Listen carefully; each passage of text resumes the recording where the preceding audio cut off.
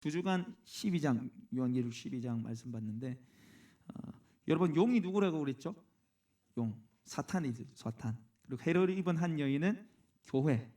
그 여인이 낳은 아이는 예수님이라고 그랬어요. 예수님. 그래서 이 용이 이 사탄이 예수님을 태어나지 못하게 하기 위해서 그죠? 얼마나 구약부터 시작해서 헤롯 왕이 또 2살 이하의 모든 아이들을 다 죽여버리는 그 역사들이 세상 역사 가운데 일어났잖아요. 그러나 예수님이 이 땅에 오셨고 십자가에 죽고 부활하시고 승리하셨습니다. 할렐루야. 그래서 그 승리를 교회에게 주셨어요. 물론 교회가 이 기간 동안에 사단으로부터 공격과 핍박을 받습니다. 그래서 요한계시록에 42달 1260일 한때 두때 반때는 다 똑같은 말이라고 했어요. 예수님 초림부터 재림 사이. 지금 우리가 살아가는 이 시대 속에 우리가 고난 받지만 또 그 고난 속에 예수님 어떻게 하십니까? 이 여인을 독수리 날개로 지켜 보호하셨잖아요. 핍박 속에서 교회를 주님이 지키시는 거죠. 그리고 지키실 뿐만 아니라 양육시켰다 되어 있어요. 12장에 보면은. 그래서 우리의 믿음을 이 핍박 가운데 어떻게 하시는 거예요? 성장시키는 거죠. 하나님의 사람으로 오히려 핍박을 통해서 자라나게 하시고 결국에는 승리의 자리로 주님이 이끌어 가시는 줄 믿습니다. 우리 한번 따라해 보겠습니다. 우리는 이겨놓고 승리합니다. 이겨놓고 승리한 거 왜요? 예수님의 승리가 우리의 승리이기 때문에. 예수님의 십자가 우리의 십자가, 예수님의 부활 나의 부활, 예수님의 승리가 우리의 승리. 그래서 우리는 이겨놓고 싸우는 거죠. 그러나 싸움이 아직 우리에게 남아 있어요. 그래서 요한계시록 13장은 12장의 말씀에 이어지는 말씀이에요. 그래서 사단 마귀가 어떻게 어떤 방식으로 교회인 우리를 공격하느냐를 알려주는 말씀이에요. 그래서 이렇게 너희들을 공격할 테니까 너희들이 끼어서 인내하며 믿음을 지키라는 거죠. 그래서 오늘 이 본문 말씀해 보시면요, 두 짐승이 등장합니다. 두 짐승. 그래서 저희 이 주보 안에 보시면 이 두 짐승이 나오는데요. 첫 번째가 이제 바다에서 올라온 짐승. 오늘 본문에 나오는 바다에서 올라오는 짐승이 요한계시록 13장 1절에서 10절까지고요. 두 번째 짐승이 땅에서 나온 짐승. 그래서 요한계시록 13장 11절에서 18절. 그래서 요한계시록이 힘든 이유가 상징 때문에 그러는데 이거 우리 어렵게 만들기 위해서가 아니라 오히려 더 밝히 드러내기 위해서 상징을 사용한다 그랬어요. 환상 중에 요한이 본 거예요. 그래서 실제로 있는 게 아니에요. 이런 용이 실제로 있고 그런 게 아니고 이 상징과 비유를 통해서 함축된 아주 선명한 메시지를 우리한테 전달하는 거죠. 그래서 이 해석부터 비유부터 보면요, 이 바다에서 올라온 짐승이 뭐냐면 의미는 국가 권력입니다. 국가 권력이고 교회를 공격하는 방법은 핍박입니다. 두 번째 땅에서 올라온 짐승은 이제 다음 주에 우리 살펴볼 텐데 이거 거짓 선지자입니다. 거짓 선지자고 교회를 공격하는 방법은 미혹입니다. 미혹. 사단이 두 가지 방법을 통해서 교회를 공격하는데 국가 권력을 통해서 핍박하고 그리고 거짓 선지자들을 통해서 미혹하는 거죠. 그러나 이게 따로 떨어져 있는 게 아니라 결탁되어 있어요. 서로 붙어서 교회를 향해서 이제 공격을 해 나가기 시작합니다. 그래서 오늘 이제 본문을 좀 들어가면서 좀 살펴볼 텐데 1절에 보시면 내가 보니 바다에서 한 짐승이 나오는데 뿔이 10개고 머리가 7개라 그 뿔에는 10왕관이 있고 그 머리들은 신성모독하는 이름들이 있더라. 여러분 이 바다에서 올라온 짐승들의 모습을 보십시오. 지금 뿔이 몇 개입니까? 10개. 머리가 몇 개? 7개. 그 뿔에는 왕관이 몇 개? 10개죠. 이거 어디서 많이 보던 거죠? 어디서 보던 겁니까? 우리 12장 가볼까요? 12장 3절 보십시오.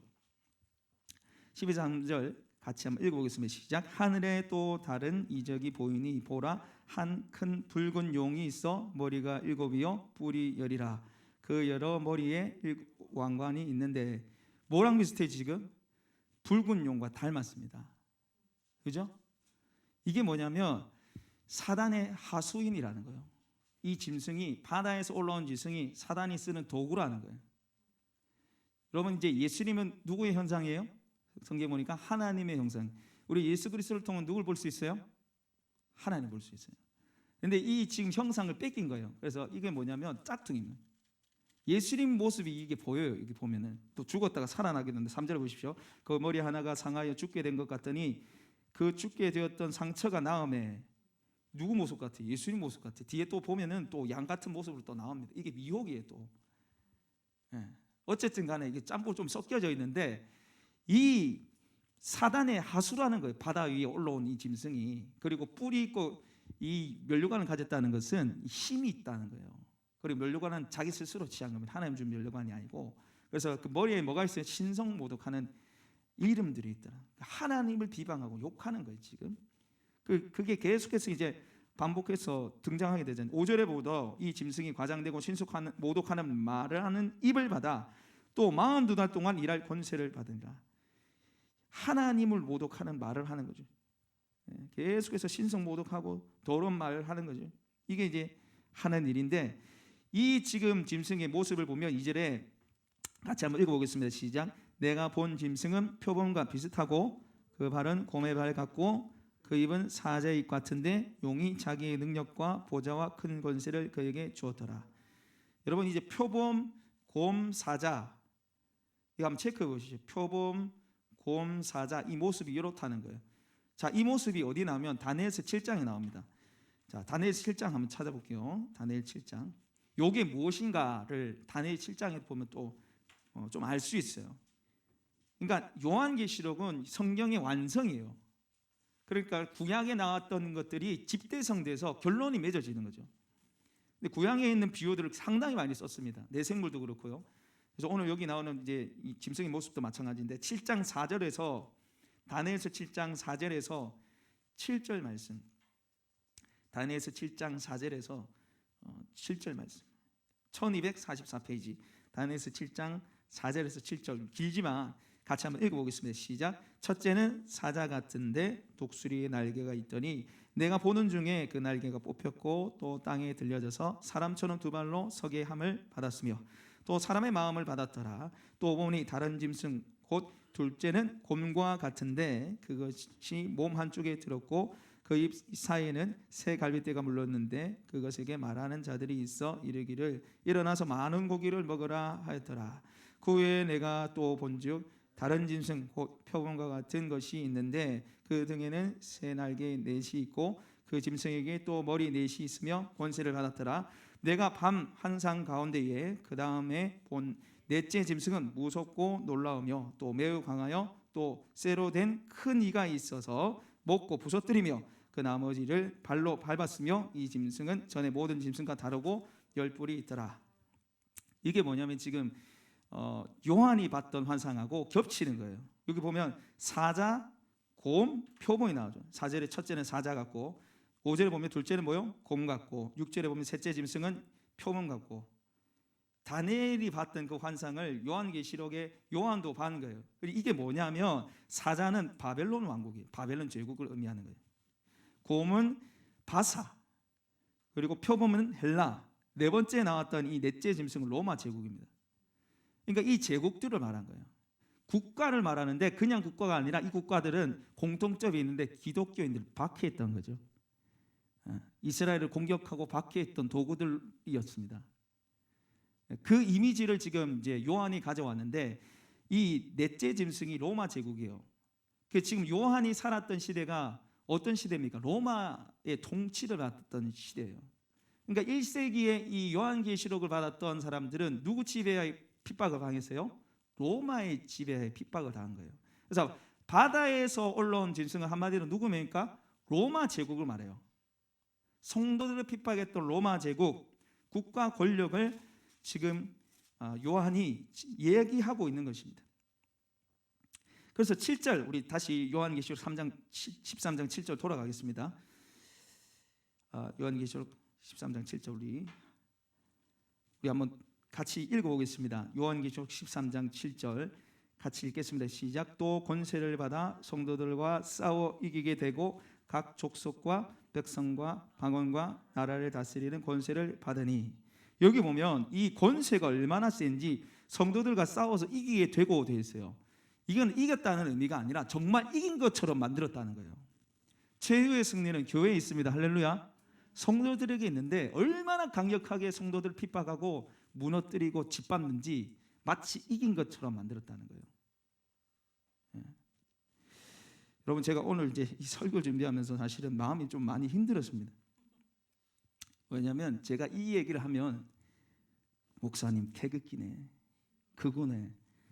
제가 그 경험을 아주 진탕해봤습니다. 우리 동기 톡방에 남겼다가 제가 말씀드렸잖아요. 우리 교회 예배 드리는데 와서 방해했다. 그래서 내가 그러지 말랬다. 한참 예배 때 민감할 시기였는데, 그럼 톡방에 그 다음에 담긴 날이 정치적인 글을 삼가해 주십시오. 제가 그래서 저도 이제 답을 달면 안 되는데 너무 참 황당해가지고, 아니 교회 예배를 방해받았다는 이 얘기를 했는데 이게 정치적인 얘기냐고 물어봤어요. 제가 답을 안 하더라고. 그 동계 회장님이 전화 와서 저한테 왜 그러냐고 막 또 그게 아니라고 막 얘기하더라고요. 저는 그때도 몰랐어요. 그러다 우리 동기 목사님 전화하니까 형이 그런 얘기하면 형 태극기야. 제가 너무 황당해가지고 그럼 나 오늘부터 태극기라고, 극우라고. 아니 예배를 방해받아서 내가 지청에 항의를 하고 그래서 해결했다고 우리 같이 기도하자고 제가 그렇게 올렸거든요. 근데 나를 그런 이데올로기로, 여러분 지금 교회가 프레임에 갇혀 있어요. 그죠? 젊은 층들은 좀 뭐 좌파 쪽 이쪽으로 가고 나이 드신 분들은 우파 쪽에 좀 가고, 그럼 물어본다잖아요. 목사님은 태극기죠? 네. 그래서 제가 설교 준비하면서 우리 목사님 태극기네 우파네 제가 이럴까봐 제가 걱정이 되는데, 여러분 제가 하는 말이 성경에 나와 있는 말이에요. 없는 말 지낸 게 아니잖아요. 요한계시록에 나오는 바다에서 올라온 짐승이 국가 권력이 있습니다. 그 국가 권력이 교회를 핍박했단 말이에요. 여러분 모든 국가 권력이 교회를 핍박한 게 아닙니다. 하나님이 권세를 세우셔서 옳고 그름을 가리게 국가 권력을 만들어 놨어요. 그러나 그 국가 권력이 사단의 미혹을 받아서 사단의 하수로 충분히 쓰일 수 있다는 거죠. 그게 성경의 역사에 나왔고 우리나라 기독교 역사에도 나왔잖아요. 일제치하에 여러분 신사참배하라 했잖아요. 그때 당시에 주기철 목사님 이런 분들이 끝까지 신사반대했을 때 주기철 목사님 뭐라 하는 줄 아세요? 이단이라 했습니다. 그 신사참배를 향해서 이거 국가 애국행위라고 그랬어요. 우상숭배에 전혀 관계없는 거라 했습니다. 그래서 목사님들이 자발적으로 일본 땅에 가가지고 그 바다에서 세례를 받았어요. 세례 비싼 거 받았단 말이에요. 1계명에 나 외에 다른 신들을 섬기지 말라, 절하지 말라 했잖아요. 전왕에게 절하고 우상숭배 했는데 그게 우상숭배 아니고 반대했던 목사님 보고 이단이라 했단 말이에요. 그게 지금 기독교 역사에도 있잖아요.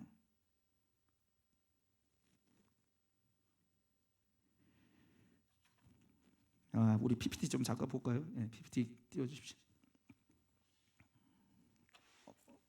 넘긴 거죠. 여러분 이 그림이 뭐냐면 AD 64년경에 로마에 큰 화재가 났습니다. 그때 당시에 네로가 로마의 황제였는데 이 기름 창고에 우연히 불이 붙었어요. 그런데 이게 6일 동안 로마 전역을 다 태웠어요. 반 이상 태웠고 가구들이 막 수만 명이 삶의 터전을 잃었어요. 집이 날아갔어요. 오밀조밀하게 다 붙어 있었거든요.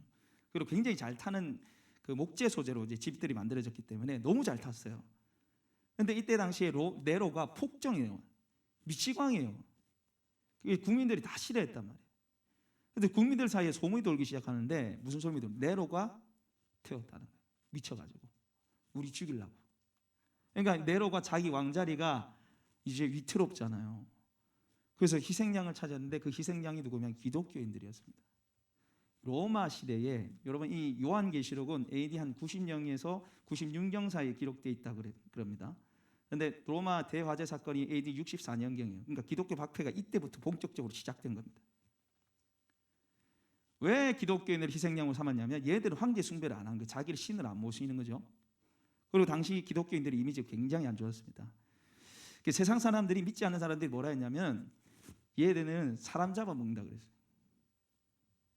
모여가지고 저 사기끼리 성관계 맺고 이상한 집단이라고 했습니다. 자, 왜 사람을 잡아먹었냐면 이 초대 기독교인들이 모여가지고 성만찬에서 이게 예수님의 피고 예수님의 살이라 했단 말이에요.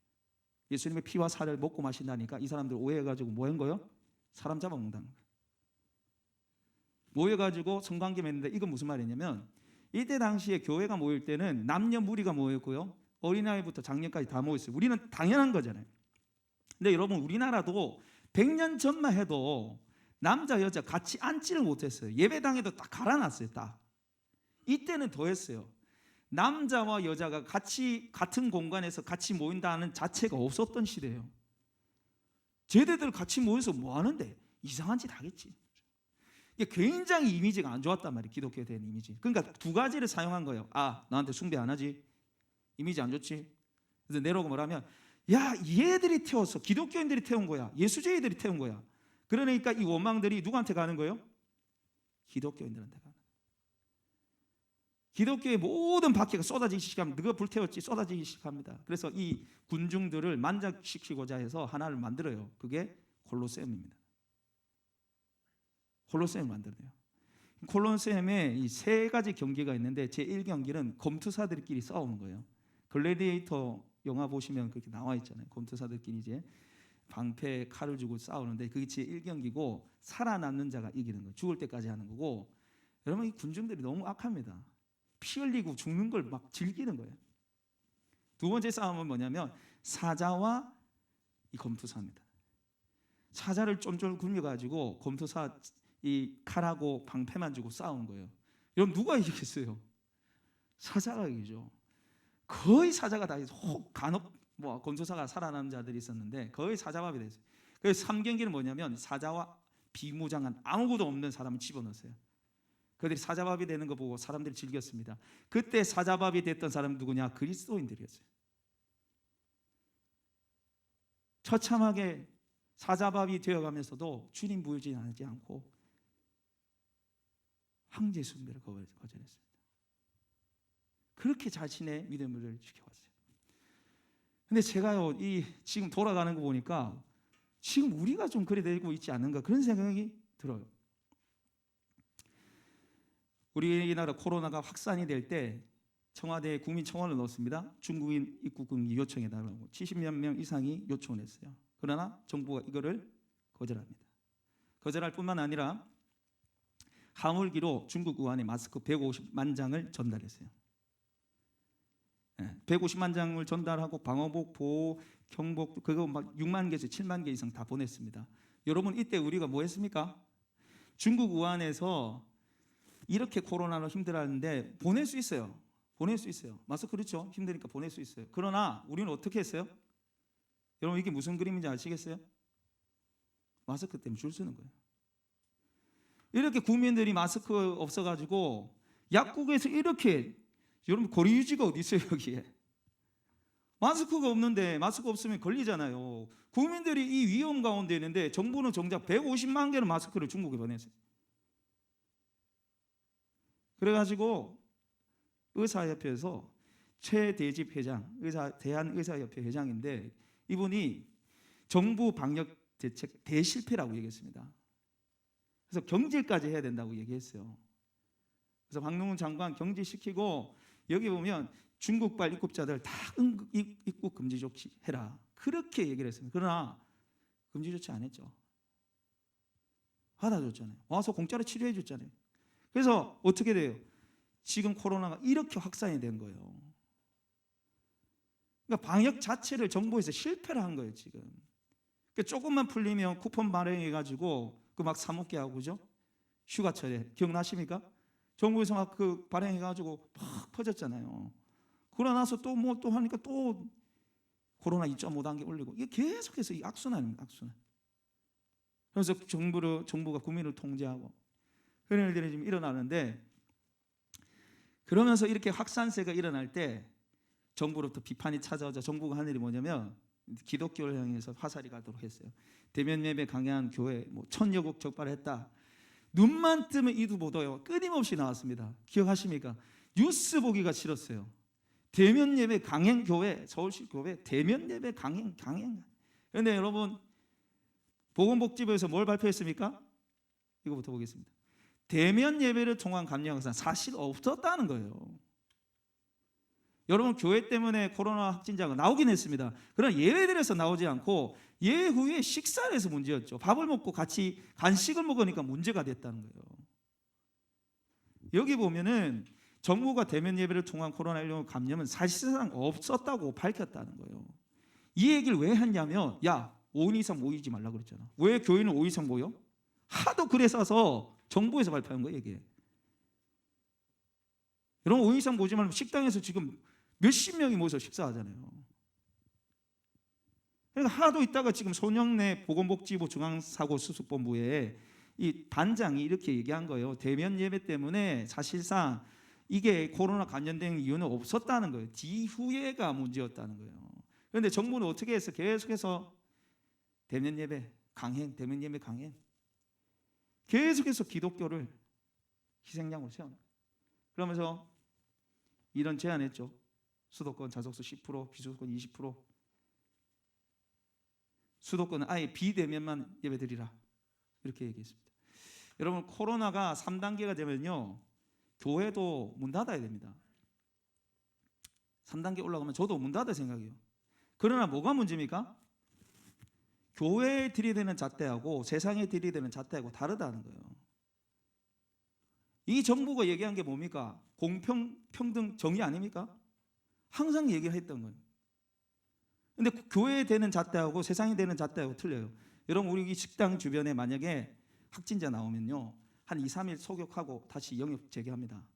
그러나 교회 코로나 터지면요 2주간 폐쇄해요. 최근에 울산의 한 곳에 확진자 나와서 3억을 맞았습니다. 정부에서 3억 물러내라 했어요.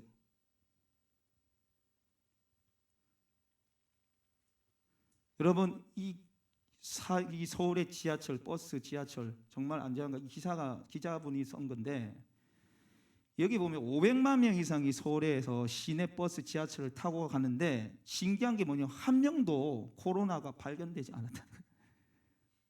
청정구역이래 버스, 지하철이. 퇴근 시간에 여러분 이 얼마나 부딪힙니까? 이 얼굴 입이 같이 될 정도까지 이렇게 사람들이 몰리는데 이 지하철 발은 없어요. 시내 버스 발은 없어요. 여기서 걸려서 교회 와서 예배 드리더라도 그거는 지하철 발이 아니라 뭐예요? 교회 발이에요.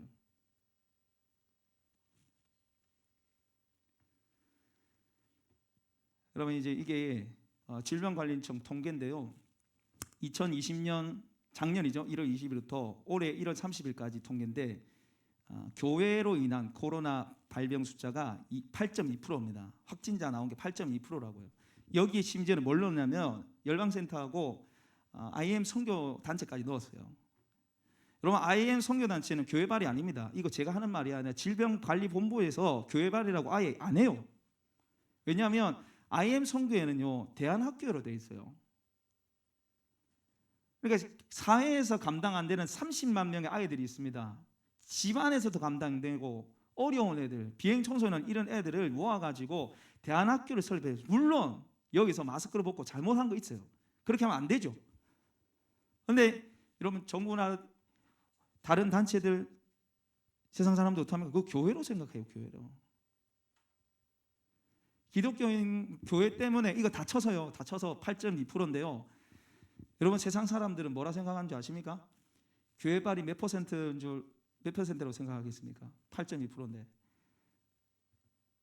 여러분 이제 이 목회 데이터 연구소에서 1000명을 대상으로 해서 설문조사를 했습니다. 자, 교회발 확진자 숫자 몇 프로나 될까? 교회에서 생긴 확진자 몇 프로 될까? 이렇게 했을 때 10% 이만 14명, 30% 이만 29%, 50%가 25%, 70% 이하가 18%, 70% 이상이 14%, 평균 44%예요.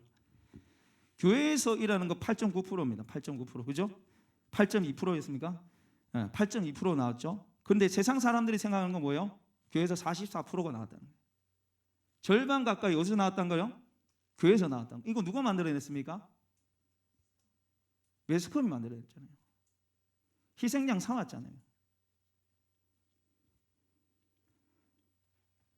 여러분 미국의 대법원에서 코로나 방역보다 종교활동이 우선이라는 판결이 나서 작년 10월 달에 미국의 민주당에서 무슨 얘기를 했냐면 우리처럼 예배당 인원을 제한을 했어요. 야 100명이든 1000명이든 25명만 딱 예배드려 했어요. 그래서 헌법 소송을 했습니다. 그런데 결과가 어떻게 나왔냐면은 25명으로 종교 모임을 제한했을 때 결과가 어떻게 나왔냐면은 관련법에서 규정한 것보다 규제가 더 엄격하고 바이러스 확산을 막기 위해서 요구되는 것은 훨씬 더 많이 뭐요? 자유를 침해했다. 종교의 자유를 침해했기 때문에 이거 위법이라고 한 거예요. 미국에서. 그럼 여러분 우리나라는 어떻습니까? 우리나라에 종교의 자유가 없나요? 여러분 정부에서 교회 단체들하고 상의를 했거나 그런 거 없이 일방적으로 예배 인원을 제한을 했잖아요. 똑같이 사회에서 이루어지는 것들하고 똑같이 가야 된단 말이에요. 제가 뭐 무지막지하게 우리 밥 먹어도 됩니다 뭐 이렇게 하는 게 아니란 말이에요. 공평하고 정의롭게 해달라는 거죠. 여러분 우리나라 대한민국 헌법 20조 제1항 모든 국민은 종교의 자유를 가진다. 헌법이 위에잖아요. 코로나 방역법이 위에입니까? 헌법이 위에입니까? 헌법이 위에 있어요. 물론 교회에서 방역 수치를 지키고 2m 거리 유지하고 굉장히 중요합니다. 그러나 그걸 정부에서 강압적으로 제한을 해서는 안 된다는 거예요. 그 뒤에 밑에 보십시오. 국교는 인정하지 않으나 우리는 기독교다, 우리나라는 불교다 이걸 말하는 거고 뒤에 종교와 정치는 분리된다. 교회에서 정치 얘기하지 말라 그러죠. 그러나 교회에서 정치 얘기하면 안 됩니다. 그러나 교회 교리 말씀을 부정하고 있는 정부에 대해서 여러분 교회에서 말해야 됩니다. 보네포 목사님 지난주에 함께 말씀 나눴잖아요. 그분 히틀러 죽이려 하다가 잡혀서 숨겨야 됐어요. 이게 뭐냐면 종교와 정치는 분리된다. 이게 뭐냐면 정치가 종교에 간섭하면 안 된다는 거예요.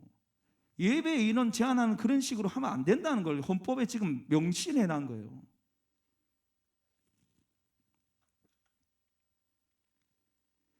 세계로 교회, 세계로 교회는 이 방역 수칙 잘 지키로 소문난 교회였습니다. 그 공무원들이 와서 칭찬해 줬어요.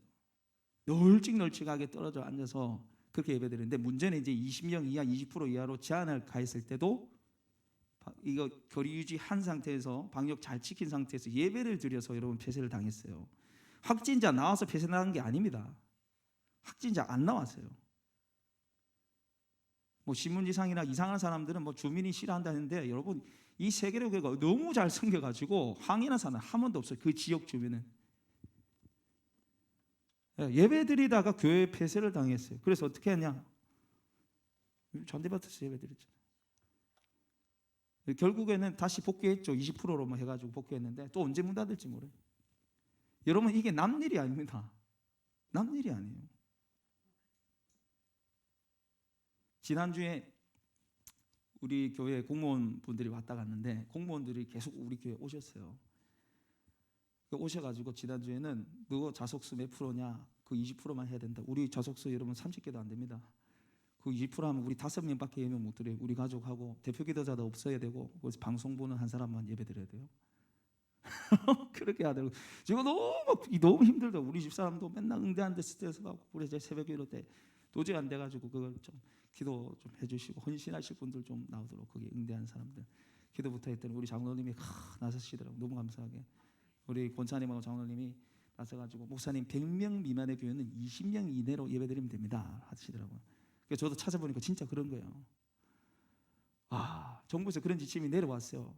그런데 이게 시청에는 모르는 거예요. 그래서 장로님이 시청에 전화해서 담당자 실제로 돌아다니시는 공무원분들 말고 담당하시는 분하고 통화를 했어요. 100명 미만의 교회는 수명 이내로 예배드릴 수 있습니다 하니까 이분이 몰라요. 한번 찾아보겠습니다 해서 전화 왔어요. 전화 와가지고 있긴 있는데 단 100명 미만의 교회는 20명 이내로 예배드릴 수 있습니다. 요 앞에 단이 딱 붙어있기 때문에 너희 교회도 20% 해야 된다는 거예요. 그 장로님이 어이가 없어서 한국말 못합니까? 국어 못 읽습니까? 그렇게 얘기했대. 그래서 공무원 이제 나한테 찾아오라고 이제 좀 얘기했더니 오늘 안 왔어요. 무서워서 안 온 거겠지. 이게 우리 교회만 문제가 아니라 여러분 이 경주 지역에 포항 지역 개척교회 얼마나 많겠어요. 코로나 때문에 여러분 우리 교회 진짜 하나의 은혜입니다. 이런 교회가 없어요. 새가족 개척교회 이 코로나 시대 새가족 오고 이런 교회가 어디 있어요? 개척교회 수많은 개척들이 문을 닫고 있는 상황에서 여러분 이게 방역 담당하시는 분이 모를 수도 있어요. 우리도 몰랐으니까. 근데 문제는 뭐예요? 정부에서 맨날 왔다 갔다 하니까 자기들도 헷갈리는 거예요. 지금 뭔지 모르는 거예요. 지금 정부에서 예배를 쥐고 있기 때문에 모르는 거예요. 우리 아까 봤지만 정치와 종교는 구분된다, 분리된다고 얘기하고 있잖아요. 간섭하지 말라 했잖아요. 교회에서 자율적으로 알아서 해야 되죠. 물론 8.2% 아까 나온 그 부분에 대해서는 교회도 책임을 져야 됩니다. 아주 철저하게 방역수칙 지켜야 돼요. 그러나 그거는 교회에서 알아서 할 일이고, 교회에서 알아서 할 일이 아니더라도 똑같이 공평하게 적용시켜서 해야지요. 마치 로마 대화재 사건을 기독교인들한테 넘긴 것처럼 코로나 이 확산을 저는 교회에 떠넘겼다고 생각합니다.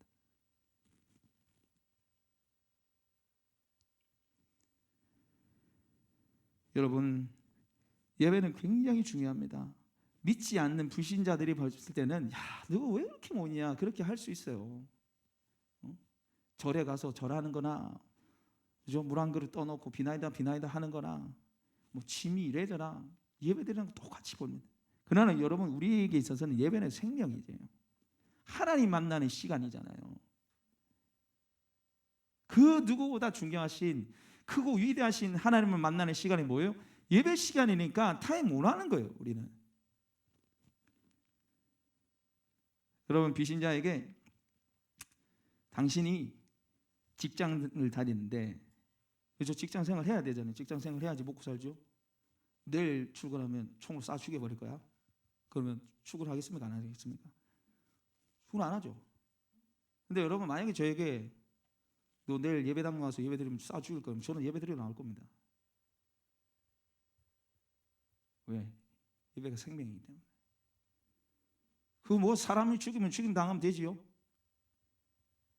저 어머니 오늘 표정 안 좋으시네. 여러분, 세상 사람들이 이해하지 못하지만, 용납하지 못하지만, 이해를 뛰어넘고 용납을 뛰어넘는 분이 누굽니까? 하나님이잖아요. 여러분, 우리가 예수 믿는 것 때문에, 예배 때문에 핍박당하는 일은 이상한 일이 아닙니다. 오늘 말씀을 다시 한번 보십시오. 14장 7절 읽어보겠습니다. 시작. 또 권세를 받아 성도들과 싸워 이기게 되고 각 족속과 백성과 방언과 나라를 다스리는 권세를 받으니, 10절 말씀 읽어보겠습니다. 시작. 사로잡힐 자는 사로잡혀야 할 것이요 칼에 죽을 자는 마땅히 칼에 죽을 것이니 성도들의 인내와 믿음이 여기 있느니라. 사로잡힐 자는 사로잡혀가고 죽임당할 자는 죽을 거라는 겁니다. 예수 믿다가 그런 일들이 일어난다는 거예요. 그래서 우리에게 요구되는 게 뭡니까?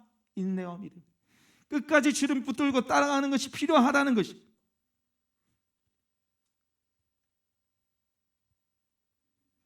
여러분, 이때 이 땅에 우리나라에 예배 때문에 고통당하고 예배 때문에 죽었던 사람들이 많이 있습니다. 옛날 얘기가 아니에요. 6.25 전쟁 당시에 공산당이 핍박 속에서 끝까지 신앙을 지킨 전도사님 한 가정이 있습니다. 주일날 예배드렸다는 이유로, 설교했다는 이유로 공산당에 잡혀가서 감옥에 끌려갔어요. 다시 예배 인도하면 뭘 한다. 그때 당시에 교회가 부흥해서 주일학교도 있고 사람들이 모이기 시작했어요. 어떻게 예배를 안 드릴 수가 있어요? 가서 예배 드렸죠. 예배 드리니까 이제 집을 찾아봤어요. 집을 찾아와서 전도사님이 밤에 산기도라 가신 상태였는데, 이 사모님하고 이제 5살짜리 아이만 있는 상태였어요. 근데 중국 공산당이 와가지고 이 공산당이 쳐들어와서 하는 말이 뭐냐면은, 미군 앞잡이 찾아내라는 거예요. 너가 기독교니까 미군 앞잡이라고 뭐라 한 거예요. 여러분, 공산당은요 기독교를 인정하지 않습니다. 종교 완전히 깨지기 위해서, 깨부시기 위해서 있는 공산당인데, 어쨌든 간에 이 산기도 가서 남편 없으니까 화가 나가지고 이 사모님을 개머리판으로 어깨를 찍어 내려버렸어요. 이 어깨가 짓누러졌어요, 완전히. 그러나서 이 사모님이 심장에 문제가 생깁니다. 언제 쳐들어올지 모르잖아요. 언제 남편 잡아갈지 모르고 5살짜리 남자애 혼자 기르는데 얼마나 무섭고 두렵겠어요. 신장병에 걸려서 이분이 소천합니다. 그런데 이 전도사님이 계속 예배드려요. 예배드리다가 공산이 총으로 쏴 죽여버렸어요. 여러분, 이분이 박희천 전도사님이고 그 아들이 저희 모교의 원로 목사님이세요. 박내원 목사님.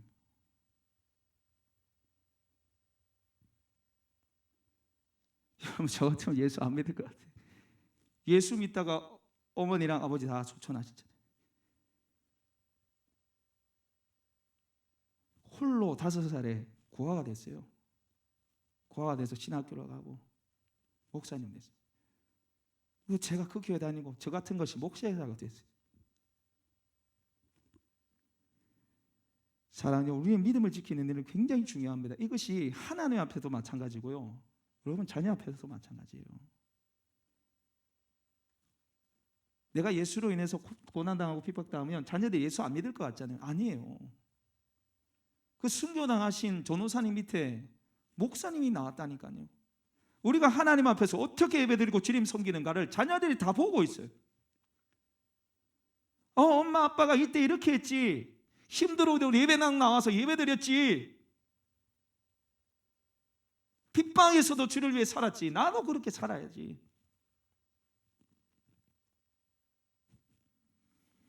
여러분 그런데 왜 우리가 인내하며 믿음을 지켜야 됩니까? 주님이 우리에게 승리를 보장하시고 그 핍박한 세상 권세를 무너뜨리시기 때문입니다. 할렐루야. 하나님이 가만두지 않으세요. 하나님이 반드시 세상 권력을 심판하십니다. 여러분 전 세계적으로 기독교인들이 하루에 몇 명이나 순교당하는지 아십니까? 미국의 크리스천 포스트에 따르면 2016년도에 9만 명이 순교를 당했어요. 2005년부터 2015년까지 10년 동안 90만 명이 순교당했습니다. 이걸 24시간으로 따져보면 6분의 1명꼴로 순교당했어요. 여러분 예수 믿는 것 때문에 죽임당하고 순교당하는 일이 지금도 비일비재하게 일어난다는 거예요. 2008년도에 인도의 오리사 지방에 힌두교인들이 기독교인들을 박해를 했습니다. 그때 당시에 100명이 넘는 기독교인들이 순교를 당하고 600개의 가옥이 불탔어요. 5만 명 이상이 핍박 때문에 다른 말로 피신을 가야 됐어요. 소유지가 점령되는 불법으로 몰수됐습니다. 그때 한 힌두교 폭도들이 가정에 들어와서 아버지와 아들을 발로 참수해서 다 죽여버리고 거기 있던 아내와 딸은 집단 강간을 하고 죽였어요. 예수 믿는다고. 그때 14살짜리 아이가 집단 성폭행을 당하고 그 아이 위에 휘발유 불에서 불을 태워버렸어요. 선교사님이 가까스로 가가지고 걔를 살렸어요. 여러분 이 애한테 가가지고 야 네가 예수 믿으니까 네가 참아야 돼. 네가 예수 믿으니까 네가 용서해야 돼. 여러분 만약에 여러분이 그 아이라면 용서할 수 있겠습니까? 예수의 사랑으로 용서하려고 노력은 해야 되겠죠, 그죠? 그러나 그것만 있으면 안 돼. 여러분 제가 그것만 있으면 저도 예수 안 믿을 거예요. 참고 견디고 무조건 짓밟힌 당하고 그것만 있으면 저도 예수 안 믿을 거예요. 그러나 하나님 약속한 게 뭡니까? 심판하신다는 거. 반드시 심판하신다는 거. 누구를 위해서? 우리를 위해서 심판하신다는 거. 여러분 요한계시록 18장 말씀 찾아보겠습니다. 요한계시록 18장. 요한계시록 18장 20절과 21절 말씀. 요한계시록 18장 20절과 21절 말씀 같이 한번 20절과 21절 같이 읽어보겠습니다. 시작. 하늘과 성도들과 사도들과 선지자들아 그로 말미암아 즐거워하라. 하나님이 너를 위하여 그에게 심판을 행하셨습니다 하더라. 이에 한 힘센 천사가 금맷돌 같은 돌을 들어 바다에 던져 이르되 큰 성 바벨론이 이같이 비참하게 던져 결코 다시 보이지 아니하리로다. 아멘. 여러분 요한계시록에 나오는 큰 성 바벨론 로마를 상징하는 거고 세상 권력을 상징하는 거예요. 기독교를 박해하는 권력. 이 권력을 하나님이 완전히 심판하시는데 여러분 20절 말씀 보십시오. 하늘과 성도들과 사도들과 선지자들아 그로 말미암아 즐거워하라. 왜 즐거워하라는 거예요? 큰 성 바벨론 하나님이 심판하시기 때문에. 왜 심판하십니까? 하나님이 너희를 위하여 그에게 심판을 행하셨습니다. 예수 그리스도를 통해서 예수 믿는 것 때문에 짓밟이 당하고 핍박당했던 너희로 말미암아서 내가 반드시 그 세상 권력을 심판하시겠다는 거예요. 그래서 이 성도들 향해서 뭐라고 말씀하십니까? 즐거워하고 기뻐하라는 거예요. 여러분 요한계시록에 나오는 일곱인, 일곱마팔, 일곱 대접은요 세상을 향한 심판이고 동시에 우리를 향한 구원의 메시지입니다. 할렐루야. 출애굽 40권을 보십시오. 10가지 재앙은 이 애국을 향한 하나님의 심판이었어요. 그러나 그 출애굽을 거쳐서 이스라엘 백성들 어떻게 됩니까? 하나님의 백성 자유인이 되잖아요. 구원의 메시지가 주어집니다. 여러분, 왜 우리가 인내하며 참고 주를 따라가야 합니까? 하나님이 심판하십니다. 하나님이 심판하세요. 반드시 심판하시고 그 심판 때문에 우리로 하여금 기뻐하고 즐거워하면서 핍박당하더라도 힘들더라도 끝까지 주의 길 가라고 말씀하시는 거죠. 여러분, 어떤 어려움이 있어도 고난이 있어도 주님 예배한 일을 타협하시기 마십니다. 포기하지 마시기 바랍니다. 여러분, 저도 삼다게 되면 문 닫을 거예요. 저는 계속 예배 고수할 그런 생각은 없어요. 그러나 세상과 똑같이 해달라는 거죠.